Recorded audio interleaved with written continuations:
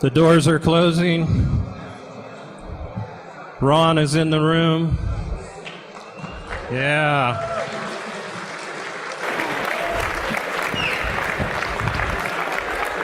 And the man to introduce him is the founder of the Ludwig von Mises Institute, still serves as chairman and CEO, Mr. Lou Rockwell.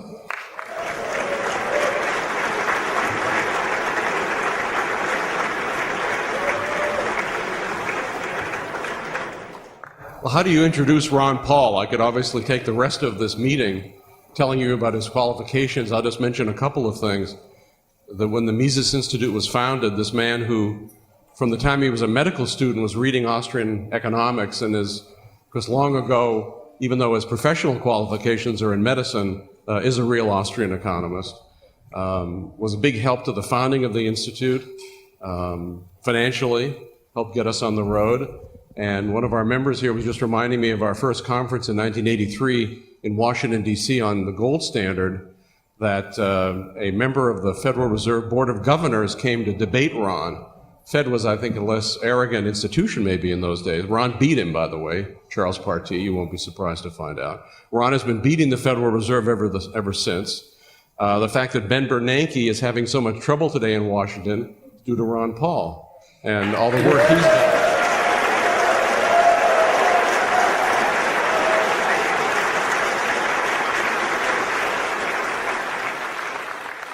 So building on the work of Mises and Rothbard and Hayek and on all our other great heroes, we have our current hero, who in his presidential campaign took the Austrian school to a big step up, so that today there's no question that all over this country, as Tom Woods mentioned, young people, old people, everybody's interested in the ideas of the Austrian school. And we have a lot to say, a lot of thank yous to say to our next speaker, for this wonderful thing that's happening, for the trouble Bernanke is in, Dr. Ron Paul.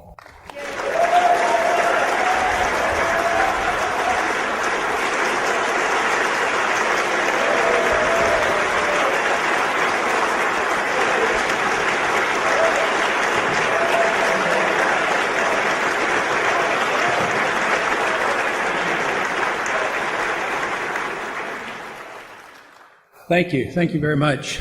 Like I often say, I don't get that applause in Washington, D.C. So it's good to be at home. It's good to be in Texas. And it's good to be back in America.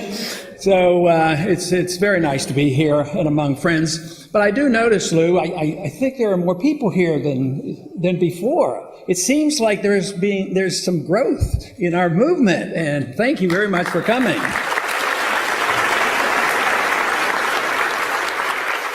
There was a time when we would have meetings and maybe there'd be 6 or 8 or 10 or 12 of us talking about what we ought to do with the future.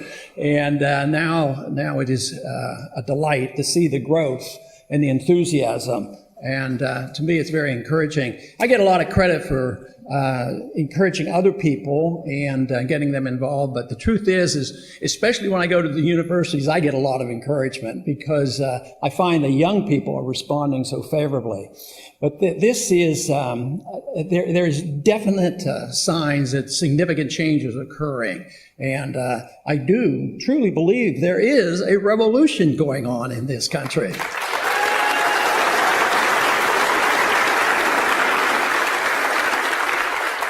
And I say that in the good sense of the word. A revolution, a true revolution, is philosophic. It's a change of ideas, and it's pervasive. It's not a Republican revolution or a Democratic revolution. And I often think about how the revolution occurred in the 30s, at least a continuation of one that actually started a little early, but a significant revolutionary change in attitude. And then it was sort of, the climax came when it was announced, it was official, when we had President Nixon say, we're all Keynesians now. So there may be a day that we'll get up and we'll